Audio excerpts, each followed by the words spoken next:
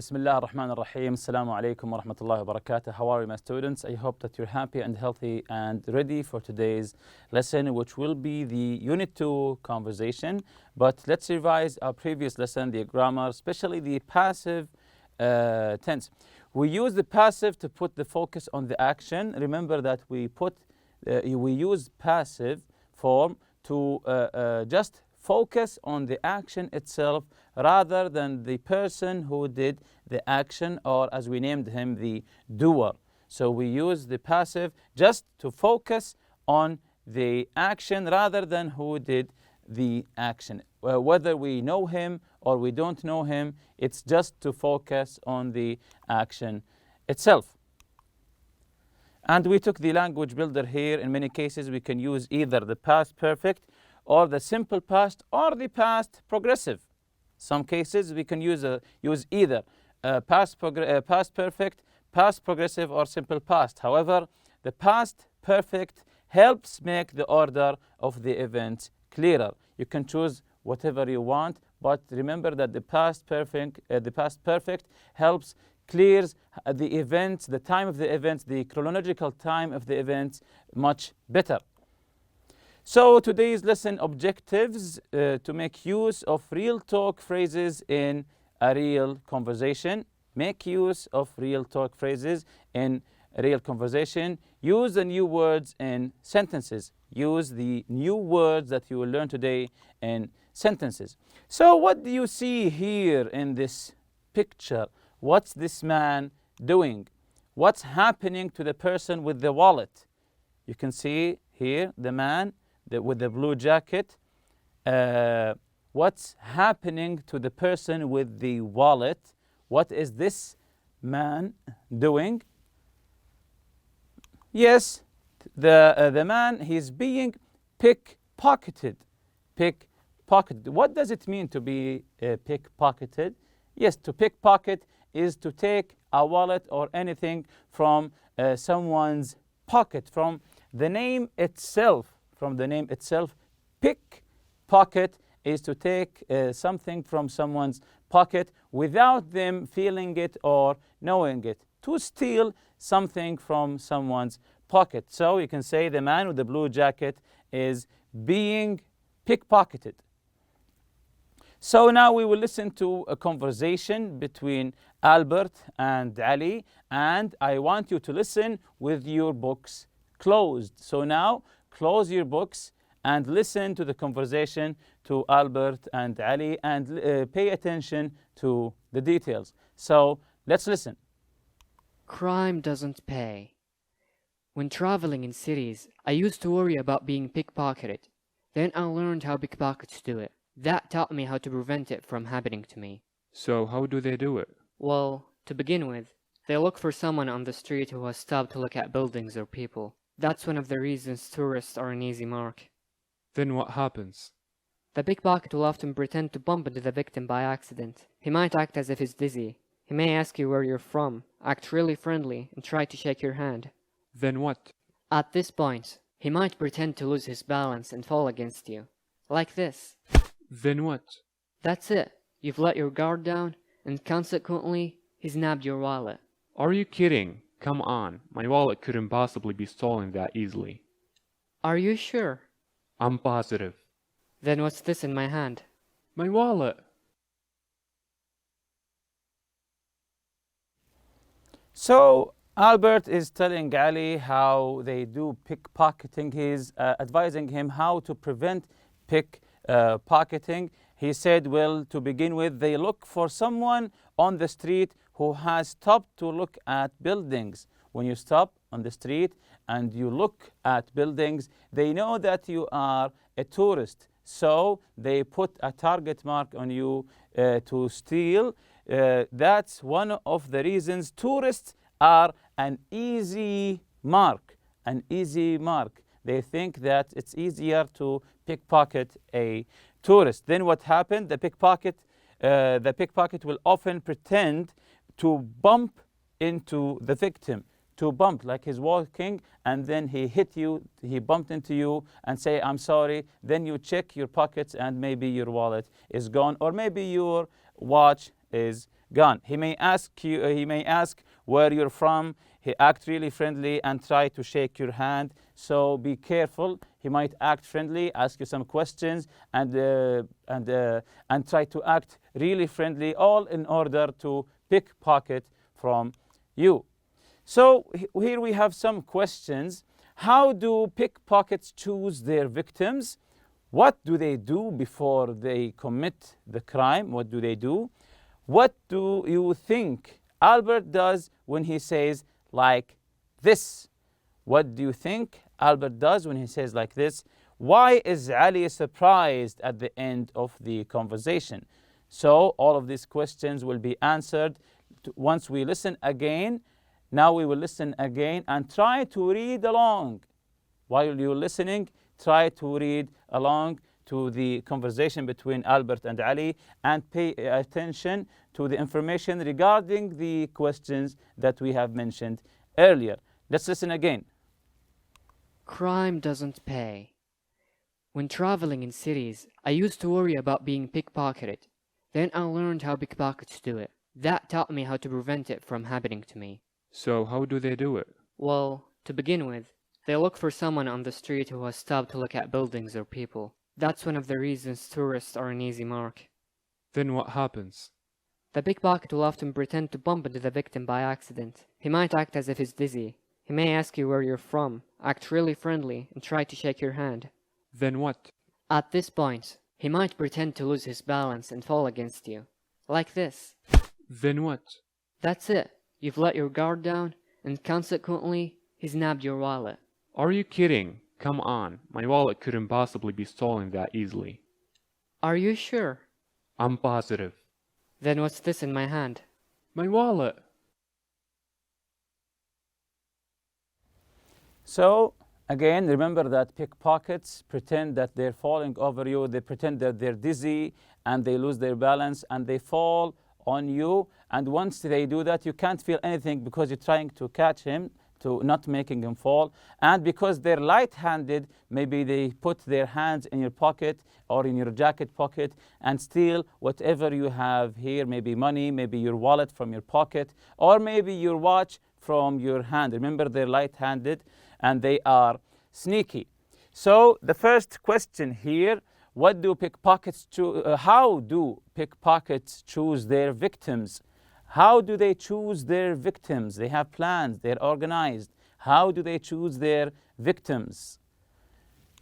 Yes, they look for people who are looking at buildings and other things. They often choose tourists. They often choose tourists. Why? Because they know tourists have money. Because they know tourists have money in their wallets, and they're not paying attention to the street. They're always looking at the buildings. They're looking at all to the buildings. What do they do before they commit the crime? What do they do before they commit the crime? What do pickpockets do before they commit the crime? Yes, they bump into their victim or act very friendly to shake the victim's hand. Before they commit the crime, they try to get close to you, either by bumping or trying to act real friendly and shaking your hand. And with that, you don't feel, as I said before, they're light-handed. They can put their hands in your pocket and take it out without you feeling. So what do they do before they commit the crime? Before they take your wallet, they bump into their victim, they act friendly and shake the victim's hand. What do you think Albert does when he says like this? When Albert says like this, what do you think he did? Yes, he acts out what the pickpockets does. He acts out what the pickpockets does by bumping into Ali. The last question, why is Ali surprised at the end of the conversation? At the end of the conversation, Ali shouted, surprised. Why do you think that he was surprised? Again, why is Ali surprised at the end of the conversation? Yes, Albert has stolen his wallet from his pocket without him feeling. Without him feeling. He was confident that his wallet was still in his pocket, Then Albert showed him that his wallet was with him. That's why he was surprised. Albert has stolen his wallet from his pocket. Here's the real talk. Let's learn some new words. Easy mark. Easy mark. The tourist is an easy mark for the pickpockets. Really likely victims. Easy mark, likely victims. Most likely they will be the victims. By accident. When you say this happened by accident, I didn't mean to do it. It means not on purpose. I didn't intend to do it. There was no intention in doing it. Not on purpose. Let your guard down. Let your guard down. What's the meaning to let someone's guard down? Not be careful enough. If you're not careful enough, here you're letting your guard down. So you have to always be careful. Nabbed, when he said nabbed, it means that he stole. Nabbing something is stealing something. So before we continue, who says each phrase and why? Who says each phrase and why? The first phrase, an easy mark. Who says the phrase here? Very good. Albert says this to describe the type of person it's easy to steal from. Albert says this to describe the type of person it's easy to steal from. And he exampled here the tourists because they're always looking at the buildings. Second one, by accident. Who says by accident? Yes. Albert says this to explain that the pickpocket bumps into people and makes it look like it was not intentional. So he's acting that he's bumping into you, makes it that it was by accident, make you feel that you believe that he tripped over something or he lost his balance or that he felt dizzy. Again, by accident, not on purpose. Albert says this to explain that the pickpocket bumps into people and makes it look like it was not intentional, but of course, it's all planned. Let your guard down. Who says let your guard down and why? Let your guard down, yes. Albert says this to describe a moment when the victim stops paying attention and isn't careful. When you're a tourist, you're looking at things, looking at buildings or maybe sightseeing. Here you're letting your guard down because you're not being careful about the people around you and what are they doing. Albert says this again to describe a moment when the victim stops paying attention and isn't careful. Focus on the word a moment here, a short period of time. Sometimes it's just all it takes is a moment from you to let your guard down, to the pickpocket to steal or nab from you. Nabbed, again, stolen. Who says nabbed here? Yes, that's correct. Albert said this to describe the type of person it's easy to steal from. Albert says this to describe the type of person it's easy to steal from. Let's continue here with the real talk. Nabbed, stolen. As we said before, are you kidding? Are you kidding? It means, yes, are you joking? Are you kidding? Are you joking? Are you for real? This is you say this well, you don't believe what you just heard. Are you kidding? Are you joking? Are you for real? Is this what you're telling me is real? You don't believe it. Come on. When you say to your friend, come on. Yes, that's correct. Please be serious. You think he's kidding, you think he's joking, and you say, come on. It means that please be serious with me.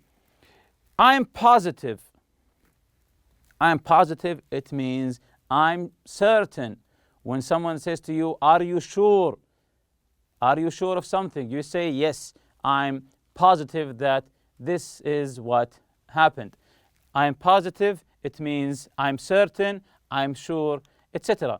Again, who says each phrase and why? Nabbed, as we said before, Albert used this slang expression to mean stolen.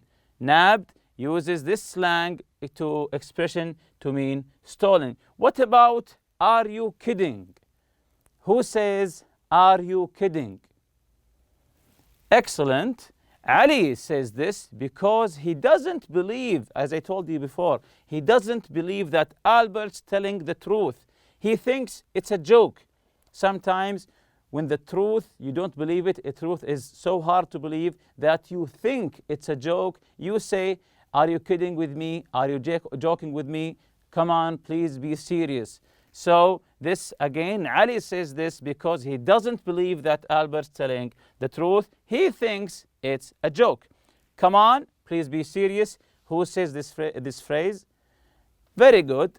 It's a continuing. Ali wants Albert to stop kidding or joking.